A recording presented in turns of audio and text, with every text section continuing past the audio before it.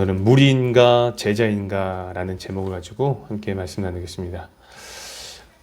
옆에 계신 분들과 한 번 더 인사할까요? 잘 나오셨습니다. 잘 나오셨습니다. 네. 오늘 우리가 함께 나눌 말씀은 등불 비유입니다. 너무나 잘 알고 계실 거예요. 지난 시간에 나누었던 말씀은 하나님의 나라를 소망하며 살아가는 것이었다면, 오늘의 말씀은 단순히 하나님 나라를 소망하는 수준이 아니라 하나님 나라를 세상에 보여주어야 한다라는 어떤 확장된 이야기로 이해하시면 되겠습니다. 여러분들이 말씀 묵상을 충분히 누가복음을 가지고 이번 한 주간 잘 해왔다면 오늘 말씀이 특별히 어렵지 않게 느껴질 수 있을 것 같아요. 많은 은혜 받으시기 바랍니다. 이제 본문을 한번 확인해 볼까요? 우리 본문 16절을 다시 한번 읽으면서 확인해 보겠습니다. 본문 16절입니다. 시작. 누구든지 등불을 켜서 그릇으로 덮거나 평상 아래 두지 아니하고 등경 위에 두나니 이는 들어가는 자들로 그 빛을 보게 하려 함이라. 아멘. 등불의 역할이 무엇입니까? 어둠을 밝히는 역할입니다. 어둠을 몰아내는 역할이죠. 그래서 그릇으로 덮거나 평상 아래에 두지 않습니다. 불을 켜놓고 그릇으로 덮거나 평상 아래에 둔다면 등불로서의 역할을 잃어버리는 겁니다. 말 그대로 존재의 의미를 잃어버리는 것이지요. 등불을 켜놓고 그릇으로 덮는 사람만큼 어리석은 사람이 있을까요? 그러므로 등불은 등경 위에 두어야 합니다. 등경 위에 올려두어서 들어가는 자들로 하여금 그 빛을 보게 해야 돼요. 등경은 불빛이 멀리 비치도록 등잔을 올려놓는 촛대입니다. 더 많은 사람들이 빛을 볼 수 있도록 그 역할을 최대한으로 사용하는 것이지요.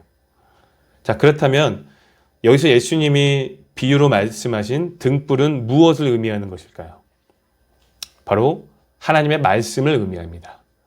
등불이 왜 말씀을 의미하는지 설명하기 위해서는요, 앞선 문단에 기록된 사건을 간단하게 살펴볼 필요가 있습니다. 오늘의 본문과 연결되어 있는 앞선 본문을 보시면 우리가 익히도록 알고 있는 4가지 밭에 뿌려진 씨 비유가 나옵니다. 예수님은 제자들에게 이 비유의 해석을 친절하게 가르쳐 주셨어요. 씨는 하나님의 말씀이고 4가지 밭은 말씀을 받은 사람들이라고 설명하셨습니다. 길가, 바위, 가시떨기와 같은 사람들은 말씀의 결실을 맺지 못했지만 좋은 땅에 떨어진 씨앗은 말씀의 결실을 맺었다라고 우리가 익히도록 알고 있습니다. 그런데 이 비유를 통해서 확인할 수 있는 중요한 사실은 무엇입니까? 씨는 문제가 없다라는 거예요. 씨가 떨어진 땅이 문제가 있는 겁니다. 씨가 아까 무엇이라고 말씀드렸죠? 하나님의 말씀이다라고 우리가 확인했습니다. 그러니까 하나님의 말씀을 씨로 비유해 보자면 말씀은 아주 객관적인 하나님의 말씀이고 진리이기 때문에 씨앗으로 표현하면 무엇입니까? 아주 최상품의 씨앗으로 우리가 이해할 수 있는 거예요. 그렇기 때문에 씨는 문제가 없죠. 그렇기 때문에 좋은 땅에 심겨지기만 하면 어떻게 되는 겁니까? 예수님의 가르침처럼 100배의 결실을 맺을 수가 있는 겁니다. 그래서 예수님이 좋은 땅에 떨어진 이 씨앗이 어떻게 결실을 맺었냐면 이렇게 설명하세요. 15절 말씀인데 15절 말씀 보시면 좋은 땅에 있다는 것은 착하고 좋은 마음으로 말씀을 듣고 지키어 인내로 결실하는 자니라 라고 말씀하세요. 그렇죠? 그렇기 때문에 이 4가지 밭에 뿌려진 씨 비유의 핵심은 무엇입니까? 말씀 순종입니다. 말씀을 듣고 그냥 한 귀로 흘려내는 것이 아니라 말씀을 듣고 지키어 인내로 결실을 하는 사람이 되라라는 가르침이지요. 그리고 이어지는 등불 비유도 같은 맥락으로 이해하시면 되겠죠. 등불은 앞선 비유에서 말하고 있는 씨와 같은 의미로 사용되는 겁니다. 등불은 씨와 마찬가지로 하나님의 말씀이다라는 거예요. 그래서 씨는 최상품의 품종이기 때문에 좋은 땅에 심겨지기만 하면 반드시 좋은 열매를 맺게 될 것이고, 등불은 빛을 비추는 역할을 하기 때문에 반드시 등경 위에 올려두어서 더 많은 사람들이 보일 수 있게 해야 된다는 거예요. 어느 누가 최상품의 품종을 길가나 바위에 뿌리겠습니까? 그냥 두고만 있겠습니까? 좋은 땅에 뿌려서 반드시 결실을 맺으려고 할 거예요. 등불 비유도 마찬가지겠죠.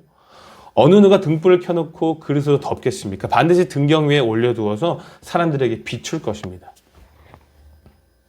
다시 말씀드리지만 앞선 비유에서 말하고 있는 씨와 등불은 하나님의 말씀이에요. 말씀대로 살아내야 결실을 할 수 있고 말씀대로 살아내야 사람들에게 그 말씀을 볼 수가 있다라는 겁니다. 결국 예수님께서 이 말씀을 하시는 목적이 무엇입니까?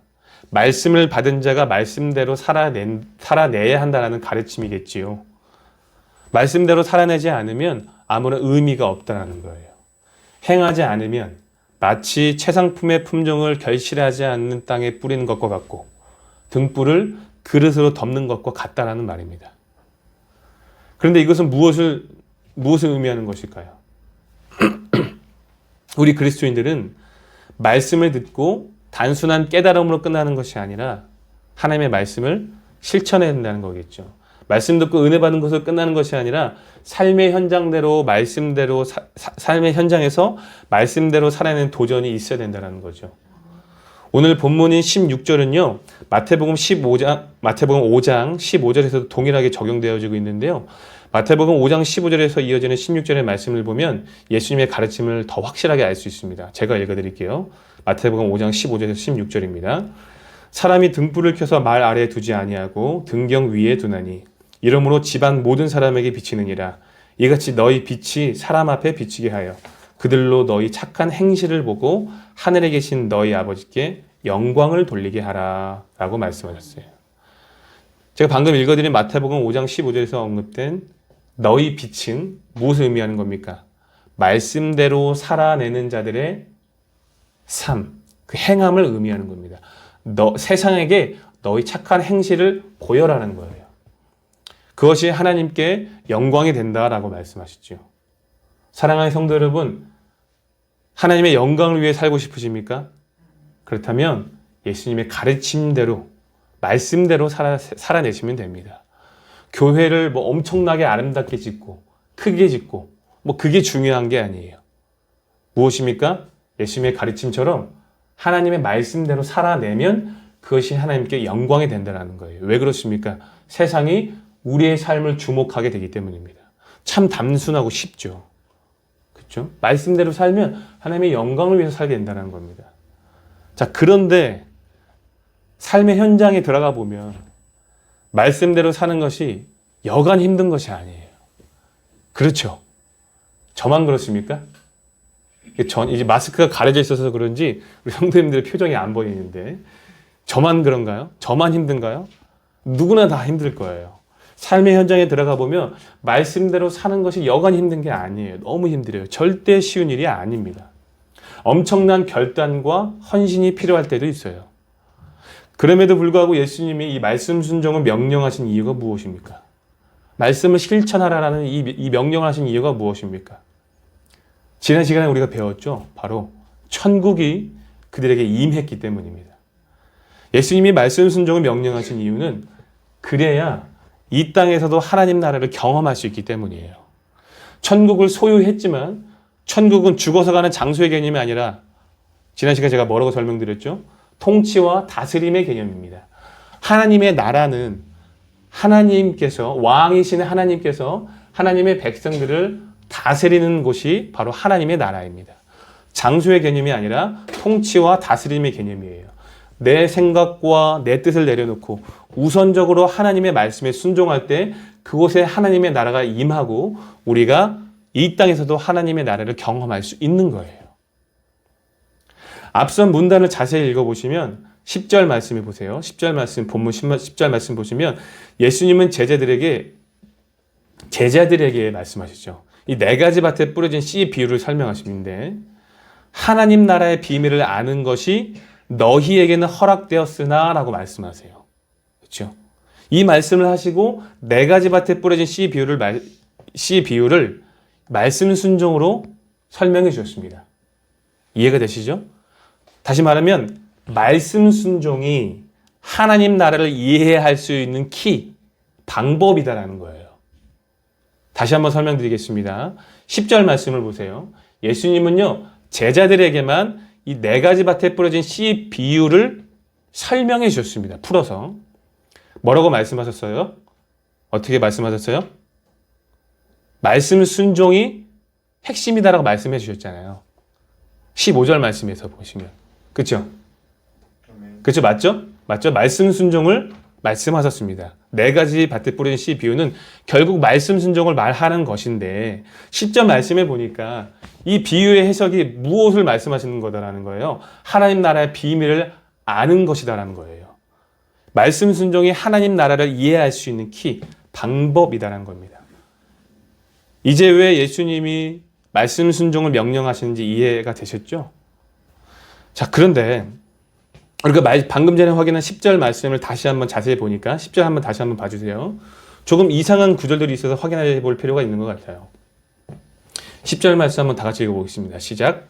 이르시되 하나님 나라의 비밀을 아는 것이 너희에게는 허락되었으나 다른 사람들에게는 비유로 하나니 이는 그들도 보아도 보지 못하고 그들도 깨닫지 못하게 하려 함이라. 아멘.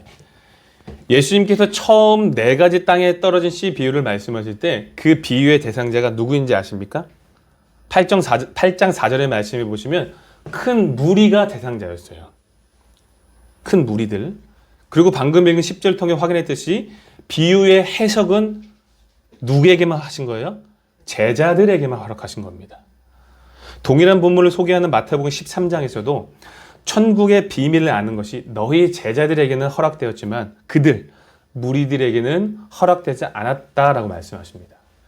이처럼 예수님은 제자와 무리들을 분명하게 지금 구분하고 계시는 거예요. 왜 이렇게 하셨을까요? 그 이유는 예수님의 비유를 보면 알 수 있죠. 아까 서두에서 설명드렸듯이 예수님께서 말씀하신 땅의 비유는 모든 말씀을 받는 사람들을 상징합니다. 앞에 3가지 땅은 모두 결실하지 못했지만 오직 좋은 땅만이 결실을 맺었습니다. 이것은 무엇을 의미하느냐? 지금까지 예수님을 따라다녔던 무리들의 마음 상태를 지금 예수님이 비유하고 계시는 거예요. 예수님은 자신을 따라다니는 무리들에게 권위 있는 말씀으로 가르쳐 주셨고 병든 자들을 고쳐 주셨으며 줄인 자들을 먹여 주셨습니다.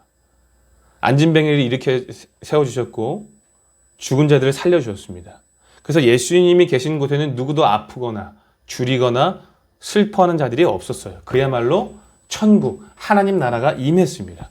무리들은 그 현장을 수도 없이 보고 듣고 함께 경험했습니다. 그럼에도 불구하고 깨닫지 못했다라는 거예요. 천국이신 예수님께 집중한 것이 아니라 그분의 능력과 자기들의 필요에만 집중했다라는 거예요. 그래서 예수님은 이사야 선지자의 예언을 인용해서 그들의 완악한 마음을 지적하신 거예요. 마태복음 13장에서. 천국 그 자체이신 예수님이 아니라 예수님께서 보이신 그 기적에만 몰두할 뿐인 거죠. 그래서 예수님은 이 천국의 비밀을 받아들이지 않는 무리들에게 길가와 같은 상태, 바위와 같은 상태, 가시 떨기에 떨어진 밭에 떨어진 그 상태라고 비유로 지적하고 계시는 거예요. 그러나 제자들은 달랐죠. 어부였던 제자들은 그물을 던져버리고 예수님을 따르기로 결단했습니다. 세리였던 한 제자는 그의 모든 소유를 처분하고 예수님을 따르기로 결단했어요. 제자들은 모두 자기의 전부라고 할 수 있는 것들을 버리고 예수님을 따랐다는 거예요. 이것은 무엇을 의미합니까? 예수님께 자신의 모든 것, 인생을 건 것입니다. 예수님을 구주로 따른다는 것을 의미해요. 그렇기 때문에 이 제자들만이 천국의 비밀을 알 수 있는 겁니다. 말 그대로 제자이기 때문이에요. 다시 말하면 제자는 선생의 가르침을 받고 순종하는 자들입니다. 다시 말하면 말씀을 받을 만한 자들이라는 거예요. 그래서 실제로 제자들은요, 예수님의 말씀에 순종해서 놀라운 기적과 이적을 보여주었죠. 그렇죠? 마태복음 10장에 보면 예수님께서 제자들을 2명씩 파송하여 보내시는데 이 제자들을 통하여서 놀라운 기적이 나타나죠. 실제로 제자들은 말씀을 받을 만한 자들이었고 그 말씀대로 실천했을 때에 하나님의 놀라운 은혜를 경험하게 된 것이죠. 그러나 무리들은 달랐습니다. 주를 위해 자신의 것을 포기하지도 않았고 예수님이 아니라 자신의 필요에만 집중되어 있었으며 말씀에 심겨질 만한 좋은 땅이 되지 않았습니다. 근데 어떻게 결실을 맺을 수가 있겠습니까? 그들은 말씀을 받을 만한 사람들이 아니었다는 거예요. 불가능한 겁니다. 그래서 무리와 제자들을 나누어 주신 거예요. 나누셔서 말씀하신 겁니다. 그래서 무리들에게는 하나님 나라를 비밀로 했지만 제자들에게는 비밀이 아니라 오히려 하나님 나라를 나타내는 사명을 주고 계신 거예요. 오늘의 본문은 예수님이 무리들에게 하신 말씀이 아니라 누구에게 하신 말씀이다라는 거예요? 제자들에게 하고 계신 말씀이다라는 거예요. 오직 제자들만이 천국의 비밀이 허락되었고 그 비밀을 세상에 나타낼 수 있다는 겁니다. 무엇으로 나타낼 수 있다는 겁니까? 행함으로 나타낼 수 있다는 거예요. 이같이 너희 빛이 사람 앞에 비치게 하여 그들로 너희 착한 행실을 보고 하늘에 계신 너희 아버지께 영광을 돌리게 하라. 여러분, 백문이 불여일견이라는 말이 있죠. 100번 듣는 것보다 한 번 보는 것이 낫다는 말입니다. 예수님은 제자들에게 너희 착한 행실을 사람 앞에 비치게 하여 보이도록 말씀하셨어요.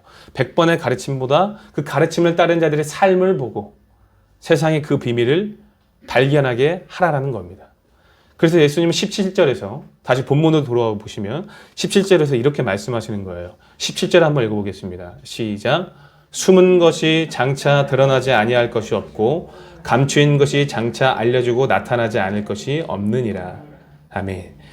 이 말은 감추어진 것은 나타나게 마련이고 비밀은 결국 알려지고 드러나게 된다는 말입니다. 좀 모순적이기도 하죠. 왜 그렇습니까? 좋은 마음의 밭을 소유한 사람, 다시 말하면 천국의 비밀을 깨달은 사람이 가만히 있겠습니까? 절대 가만히 있지 않는다는 거예요. 깨달은 바대로 진리대로 살려고 발버둥치게 된다는 겁니다. 그래서 감추어져 있어도 그것을 소유하고 있는 사람을 통하여서 어떻게 된다는 거예요? 드러나고 나타나게 된다는 거예요. 그래서 예수님은요, 마태복음 13장 44절에서 천국은 밭에 감추인 보화와 같은데 사람이 그 한 농부가 그것을 발견하면 기뻐하며 돌아와서 자기의 모든 소유를 다 팔아 그 밭을 통째로 사버린다고 말씀하셨습니다. 그 광경을 목격한 사람들이 알까요, 모를까요? 저 사람 뭔데 저 밭을 통째로 살까? 저 밭에 뭔가 숨겨져 있나? 분명히 뭔가가 있구나. 알게 된다는 거죠. 다시 말하면 좋은 마음의 밭을 소유한 자, 천국의 비밀을 깨달은 자가 천국을 우선순위로 살아가게 된다면 자연스럽게 그 행동으로 인해 사람들이 알게 된다는 겁니다. 감추어진 것은 나타나기 마련이고 비밀은 드러나게 된다는 겁니다. 누구를 통해요? 무리들이 아니라 누구를 통해요? 제자들을 통해서. 말씀대로 살아내는 이 제자들의 삶이 세상을 비추는 빛이 되는 겁니다. 뿐만 아니라 사람들이 제자들을 주목하고 그들도 천국의 비밀을 알게 되는 거예요. 그러므로 오늘의 가르침은 예수님께서 제자들에게 그 부르심에 합당한 삶을 살아내라라는 거룩한 명령으로 우리가 이해할 수 있습니다. 18절 말씀 한번 읽어볼까요? 18절입니다. 시작. 그러므로 너희가 어떻게 들을까 스스로 삼가라. 누구든지 있는 자는 받겠고 없는 자는 그 있는 줄로 아는 것까지도 빼앗기리라 하시니라. 아멘. 여기 스스로 삼가라고 말씀하신 단어는요, 헬라어로 블레포라는 원어가 사용되었습니다. 이것은 보다라는 의미를 가지고 있는데 무엇을 보라라는 말씀이실까요? 예수님의 삶을 보고 그 사역의 현장 속에 역사하시는 하나님 나라를 보라라는 겁니다. 말씀대로 살아낼 때에 하나님 나라가 임할 수밖에 없죠. 풀어서 설명하면 예수님의 삶을 눈으로 보고 분별하여 마음 가운데 그분의 가르침을 깊이 깨달으라는 말씀이겠죠. 근데 이것은 누구에게만 허락된 은혜입니까? 오직 제자들에게만 허락된 은혜입니다. 무리들에게는 허락되지 않은 은혜예요. 예수님과 동행하면서 그분의 사역의 현장을 가장 가까이에서 목격하는 놀라운 은혜가 오직 제자들에게만 허락된 겁니다. 그래서 하나님 나라의 비밀을 제자들에게만 허락하신 것이죠. 그런데 그 놀라운 은혜의 이면에는 두려움도 있다는 것을 우리가 확인해야 됩니다. 예수님께서 제자들에게 스스로 삼가라고 말씀하신 이후에 뭐라고 말씀하셨습니까? 누구든지 있는 자는 받겠고 없는 자는 그 있는 줄로 아는 것까지도 빼앗기리라 말씀하셨어요. 여기서 예수님께서 말씀하신 있는 것이 무엇일까요? 제자들에게 이것이 있어야 받게 된다고 말씀하십니다. 만약 이것이 없으면 있는 줄로 아는 것까지 빼앗긴다고 말씀하세요. 이것이 무엇일까요? 제자들에게 반드시 있어야 할 것. 행함이겠죠. 근데 좀 더 구체적으로 설명드리면 행함이 있는 믿음이 있어야 됩니다. 그래서 그 믿음을 보고 무엇을 받게 되는 겁니까? 하나님 나라의 유업, 천국을 받게 되는 거죠. 반면에 이 믿음이 없는 자는 어떻게 됩니까? 있는 줄로 아는 것까지도 빼앗기게 됩니다. 저 사람의 삶의 현장 가운데 말씀이 있는 줄로 알았는데 자세히 살펴보니까 없는 겁니다. 제자인 줄 알았는데 제자가 아니었던 거예요. 그리스도인인 줄 알았는데 그리스도인이 아니었던 겁니다. 그것을 무엇으로 확인할 수 있습니까? 행함으로 확인할 수 있는 거예요. 말씀이 내 마음에 심겨져서 자연스럽게 삶의 모습으로 결실을 맺어지는 겁니다. 근데 행함이 없으면, 실천하는 것이 없으면 내 마음 가운데 말씀이 없다라는 것을 확인할 수 있는 거죠. 근데 여러분, 이것은 행위 구원을 말하는 것이 아닙니다. 구원을 얻기 위해서 행하는 것이 아니라 하나님 나라를 소유했기 때문에 그 기쁨으로 하나님 나라를 위해 사는 것을 말하는 겁니다. 믿음에 근거한 행함을 얘기하는 거예요. 믿음에 근거한 행함. 야고보서는 그래서 야고보는 그렇게 해서 행함이 있는 믿음을 강조하죠. 행함이 없는 믿음은 죽었다라고 선언하고 있습니다. 믿음이 죽었다는 말은 무엇입니까? 믿음이 없다라는 겁니다. 온전한 믿음은 반드시 행함이 따라오게 되어 있는 거예요. 행함은 믿음에 근거합니다. 그 행함이 있어야 결실을 맺을 수도 있고 빛을 비칠 수 있는 겁니다. 그런데 12절의 말씀에 보시면 길가와 같은 마음을 소유한 사람은 누가 뺏어갑니까? 마귀가 가서 그들이 믿어 구원을 얻지 못하게 하라고 말씀을 그 마음에서 뺏는다라고 말씀하고 있어요. 기록하고 있습니다. 이게요, 그 당시에 그 농작법을 비유로 예수님께서 말씀하신 거예요. 당시 팔레스타인 지방에서는요, 농작법이 씨를 뿌린 다음에 밭을 갈았다고 해요. 우리랑 좀 반대죠? 밭을 간 다음에 씨를 심는 것이 아니라 뿌린 다음에 밭을 갈았다고 합니다. 그래서 땅을 기경하기 시작하면 땅이 골라지면서 씨가 자연스럽게 심겨진다라고 해요. 이해가 되시죠? 그러니까 길가에 뿌려진 씨는 심겨진 상태가 아닌 겁니다. 심겨져야 결실을 맺을 수가 있는데 아직 심겨진 상태가 아니니까 마귀가 그 말씀을 빼앗아 갈 수 있는 거예요. 심겨지지 않았다는 것은 말씀은 들었지만 믿지 않았다는 거죠. 선하게 반응하지 않았다는 겁니다. 믿음으로 반응하지 않았다는 거예요. 그래서 삶에 아무런 변화가 일어나지 않는 거죠. 무리들의 상태가 그랬다는 겁니다. 말씀을 듣고 기경되어지는 어떤 과정, 믿음으로 도전하는 기경이 있어야 되는데 제대로 심겨질 수가 없는 겁니다. 그들의 마음의 상태가. 그래서 과거에 호세아서를 보면은요, 호세아 선지자가 하나님의 말씀을 선포하면서 이 북이스라엘 사람들을 향하여 뭐라고 선포했습니까? 너희는 묵은 땅을 기경하라. 묵은 땅이 뭐예요? 딱딱하게 굳어 있어서 선지자를 통해 선포되는 하나님의 말씀이 던져졌는데도 심겨지지가 않는 거예요. 그래서 그 마음의 밭, 그 딱딱하게 묵은 땅을 기경하라라고 호세아 선지자가 선포한 겁니다. 결국에는 그 묵은 땅에 기경되지 않아서 멸망하게 됐잖아요. 북이스라엘이. 이 작업이 없으니까, 말씀이 심겨지지 않으니까 마귀가 말씀을 쉽게 빼앗아 갈 수 있는 겁니다. 말씀이 없으면 성도의 삶을 뭐라고 설명할 수 있습니까? 하나님과는 전혀 상관이 없는 사람인 거예요. 아까 전에도 설명했지만 하나님의 나라는 장소의 개념이 아니라 통치와 다스림의 개념이다라고 얘기했죠. 하나님의 말씀대로 사는 사람이 하나님의 백성입니다. 그런데 하나님의 백성이 하나님의 말씀이 없어요. 그래서 하나님과 아무 상관이 없는 거죠. 성도인 줄 알았으나 제자인 줄 알았으나 제자가 아니라는 거죠. 그러니까 제자들에게 있어야 할 것은 엄밀히 따지면 행함을 말하는 것 같지만 행함에 근거한 믿음을 말하고 있는 것을 우리가 이해해야 됩니다. 이 믿음이 있어야 말씀을 듣고 지키어 인내로 결실할 수 있는 겁니다. 그러므로 오늘 우리는 두렵고 떨림으로 이 말씀을 받아야 돼요. 예수님께서 17절에서 분명하게 말씀하시죠. 숨은 것이 장차 드러나지 아니할 것이 없고 감추인 것이 장차 알려지고 나타나지 않을 것이 없느니라. 감추어진 것은 나타나기 마련이고 비밀은 드러나게 된다.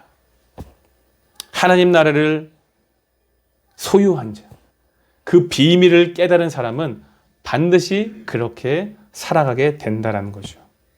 온전한 믿음을 소유한 자의 삶을 통해 반드시 세상으로 하여금 나타낼 수 있다는 겁니다. 그러나 이 믿음이 없으면 빼앗깁니다. 뭘 뺏긴다는 거예요? 말씀을 빼앗긴다는 거예요. 있는 줄 알았다는 말이 무슨 말입니까? 없는 겁니다. 내가 있는 줄 알았는데, 내가 그리스도인인 줄 알았는데, 내가 예수님의 제자인 줄 알았는데, 내가 하나님의 백성인 줄 알았는데 자세히 살펴보니까 없는 거예요. 그의 삶에 말씀을 발견할 만한 증거가 없는 겁니다. 그저 무리였던 거죠. 그래서 예수님이 너희는 스스로 삼가라 라고 말씀하신 겁니다. 자신의 삶을 스스로 점검하면서 하나님의 말씀이 너희들의 삶의 현장에 결실되어지고 있는지 그거 한번 잘 살펴보라라는 거예요. 아까 제가 설명드렸죠. 블레포 보다라는 거죠. 자신의 삶의 현장에서 하나님의 말씀이 결실되어지고 있는지 보고 분별해 보라라는 겁니다. 그러면서 다음으로 이어지는 사건이 어떤 사건입니까? 예수님의 가족들이 무리들을 해치고 다가오려고 했을 때, 그렇죠? 이 말씀을 하시면서 오늘의 본문을 더 확실하게 증거하고 계세요. 깨닫게 해주십니다. 21절 말씀 한번 읽어볼까요? 22절 말씀 읽겠습니다. 시작. 예수께서 대답하여 이르시되 내 어머니와 내 동생들은 곧 하나님의 말씀을 듣고 행하는 이 사람들이라 하시니라. 아멘. 예수님이 무리들에게 막 둘러싸여져 있을 때 예수님의 친족들이겠죠. 가족들이 예수님을 찾으러 막 오니까 제자들이 그러는 거예요. 예수님, 당신의 가족들, 어머니와 가족과 형제들이 당신을 찾으러 왔습니다. 그랬더니 이 말씀을 하신 거예요. 근데 여러분, 이 본문이 사실 시간적인 순서에 따르면 원래는 여기에 놓여 있으면 안 되는 본문입니다. 그럼에도 불구하고 누가복음을 기록한 저자가 굳이 시간을 뒤틀면서까지 등불 비유 후에 이 사건을 연결시킨 이유가 무엇일까요? 그 이유는 예수님과 진짜 온전한 관계를 맺고 있는 자가 누구인지를 설명하기 위한 거예요. 예수님의 가족들도 무리들과 별반 다를 것이 없었다는 거죠. 예수님의 형제들도 예수님을 따르지 않았습니다. 처음에. 예수님의 가르침을 듣고 순종했던 사람은 오직 이 제자들밖에 없었어요. 그래서 예수님은 영적인 의미로서 당신의 말씀에 순종하는 제자들의 관계를 언급하면서 이들이 내 형제들이라고 말씀하신 거예요. 요한복음 1장 12절 말씀에 보면 예수님을 영접하면 저와 여러분들이 어떤 관계가 됩니까? 하나님의 자녀가 되는 은혜를 입습니다. 그렇죠? 맞죠? 그죠? 예수님을 영접하면 하나님의 자녀가 되는 권세를 주셨다라고 요한복음 1장 12절에서 말씀하고 계세요. 하나님의 자녀가 된다는 것은 무엇을 의미하는 겁니까? 예수님과 우리가 한 가족이 되었다는 것을 의미해요. 그렇죠? 그래서 예수님은 자신을 믿고 따르는 제자들을 향해 이들이 내 형제들이라고 말씀하신 거죠. 이해가 되셨으면 아멘 하시기 바랍니다. 그러므로 사랑하는 성도 여러분, 우리가 본문을 통해서 무엇을 점검하고 결단해야 될까요? 먼저 우리의 삶을 점검해 보아야 합니다. 스스로 삼가 보아야 합니다. 나의 삶의 현장 가운데 하나님의 말씀이 결실되어지고 있는지 그걸 살펴보아야 돼요. 오늘의 본문은 다시 한번 말씀드립니다. 무리들이 아니라 제자들에게 하신 말씀입니다. 나는 과연 제자의 삶을 살고 있는가? 무리의 삶을 살고 있는가를 점검해 보았으면 좋겠습니다. 이것을 점검하지 않으면 있는 줄로 알고 착각하며 살아가는 겁니다. 제자인 줄 알고 살아간다는 거예요. 내가 착각하며 살다가 예수님이 이 땅 가운데 불현듯 오셨어요. 나는 당연히 하나님 나라에 입성할 줄 알았는데 착각하며 살았으니까 어떻게 되는 겁니까? 큰일 나는 겁니다. 진짜 큰일 나는 거예요. 부디 본문에 기록된 예수님의 가르침처럼 스스로 삼갈 수 있는 도전이 있기를 예수님의 이름으로 권면드립니다. 오늘날 기독교가 세상의 선한 영향력이 아니라 손가락질과 지탄의 대상이 된 이유가 무엇일까요? 등불을 켜서 그릇으로 덮어놓았기 때문입니다. 평상 아래에 숨겨놓았기 때문이에요. 교회는 점점점 넘쳐나고 성도들은 말씀의 홍수 속에 살아가지만 세상은 교회와 성도들을 통해 하나님 나라가 무엇인지, 도대체 하나님의 영광이 무엇인지 발견하지 못하고 있습니다. 안타깝게도 많은 그리스도인들이 착각하는 것 중에 하나는 하나님이 하시겠지라는 막연하고 추상적인 믿음이에요. 아니요, 그것은 잘못된 믿음입니다. 로마서 8장 28절 말씀에 분명하게 말씀하고 계시죠. 우리가 알거니와 하나님을 사랑하는 자, 곧 그의 뜻대로 부르심을 입은 자들에게는 모든 것이 합력하여 선을 이루느니라 라고 말씀하세요. 하나님의 뜻대로 부르심을 받은 우리가 성령님의 도우심으로 합력하여 선을 이루는 겁니다. 누가 해야 된다는 거예요? 우리가 하는 거죠. 당연히 하나님의 은혜로 하는 것이지만 우리도 하는 겁니다. 합력하여서. 천국을 사모하는 우리가 함께 모여서 세상의 구원을 위해 하나님의 선을 보여주는 거예요. 이런 공동체가 바로 저와 여러분들, 교회입니다. 예수님은 제자들에게 너희 빛이 사람 앞에 비치게 하라라고 명령하셨습니다. 다시 말하면 그 시대의 복음으로 살아내라라는 거죠. 여러분, 복음이요, 기록되어진 말씀일 수도 있지만 그 말씀을 실천하여 살아내는 여러분들의 삶이 되는 거죠. 그래서 시대의 복음인 겁니다. 저와 여러분들이. 예수님께서 저와 여러분들에게 부탁하신 명령이에요. 세상이 저와 여러분들의 행실을 보고 하나님 나라를 볼 수 있게 돼야 되는 거예요. 믿는 사람들은 세상과 뭔가 다르다는 어떤 구별된 모습이 있어야 된다는 거겠죠. 자기의 유익보다 사회와 이웃을 위한 양보와 어떤 은덕을 보이는 모습이 있어야 된다는 거죠. 여러분들 아주 자주 들으실 거예요. 믿는 사람들이 더 한다 라는 말들 들어보셔서 아실 거예요. 그런데 우리는요, 어떤 이야기를 더 자주 들어야 됩니까? 저들이 믿는 하나님, 나도 믿고 싶다 라는 말을 더 자주 들어야 돼요. 사실은 우리의 행실을 보고 하나님 나라의 비밀을 발견한 그들도 예수님 믿고 구원받을 때 우리는 하나님께 영광이 되는 겁니다. 할렐루야. 그러므로 사랑하는 성도 여러분, 우리 다시 한번 결단하지 않으시겠습니까? 어떤 분들은 우리만 그렇게 산다라고 세상이 변할까요? 세상이 그 비밀을 발견할 수 있을까요? 라고 생각하시는 분들도 있을 것 같아요. 그런데 성도 여러분, 의심하지 마십시오. 예수님의 가르침을 믿고 순종하십시오. 예수님이 분명하게 말씀하셨잖아요. 감추인 것은 드러나게 되어 있다. 우리가 그렇게 살면 자연스럽게 된다는 거예요. 그런데 여러분, 말씀대로 사는 것은 성경에 기록된 율법을요, 하나하나 지키는 것을 말하는 게 아닙니다. 오해하시면 안 돼요. 우리가 말씀대로 사는 것은요, 성경에 기록된 율법 하나하나 지키는 게 아닙니다. 율법을 크게 두 가지로 정리하면 뭐죠? 하나님 사랑, 이웃 사랑입니다. 그러니까 삶의 현장에서요, 하나님 사랑, 이웃 사랑을 녹여내는 거예요. 녹여낸다라는 거죠. 율법 교사들처럼 613가지가 되는 그런 613가지나 되는 그 율법의 요구를 하나하나 지키는 것이 아니라 하나님을 사랑하는 마음으로 살아가는 겁니다. 이웃을 사랑하는 마음을 품고 사는 거예요. 그러면 우리가 자연스럽게 하나님의 영광을 나타내는 거죠. 제가 이 말씀하고 마쳤으면 좋겠습니다. 저는 20대 초반이었던 것 같아요. 20년 가까이 된 아주 오래된 뉴스를 기억합니다. MBC 아침 뉴스. 저는 아직도 생생하게 기억해요. 이거는 제가 어떤 예화에 관련된 그 짤막한 동영상을 본 게 아닙니다. 제 기억이에요. 제 기억에 명확하게 기억하고 있습니다. 강남의 한 동네는 환경미화원이 일할 것이 없다라는 뉴스였습니다. MBC 뉴스. 그때 엄기영 씨였나 그랬던 것 같아요. 20년 전이니까 그때쯤 된 것 같아요. 근데 그 이유를 찾아보니까 강남의 한 동네 찾아보니까 강남의 가장 큰 교회 뭐 있죠? S교회 있죠? S교회. 예? S교회, 사랑의 교회. 이 사랑의 교회 성도들이 그때 당시에 오카노 목사님 계셨었는데 사랑의 교회 성도들이 새벽 기도를 마치고 집에 돌아가는 길에 쓰레기를 다 주워가가지고 환경미화원이 일할 게 없다는 거예요. 너무 깨끗하다는 거죠. 어떤 교회 띠를 두르고 하는 교회 홍보 차원에서 하는 게 아니었다는 거죠. 성도 개개인이 새벽 기도 이제 은혜 받고 돌아가다가 쓰레기가 보이니까 주워 가는 거예요. 개인적인 행동이었다는 거죠. 신선하고 굉장히 충격적인 사건이었습니다. 저는. 여러분, 쓰레기 줍는 일이 얼마나 대단한 일이라고 뉴스 기사에 올라오겠어요. 그렇죠? 그런데 이웃과 사회를 섬기려는 그 작은 영향력들이 모이니까 사람들이 주목하게 된 거예요.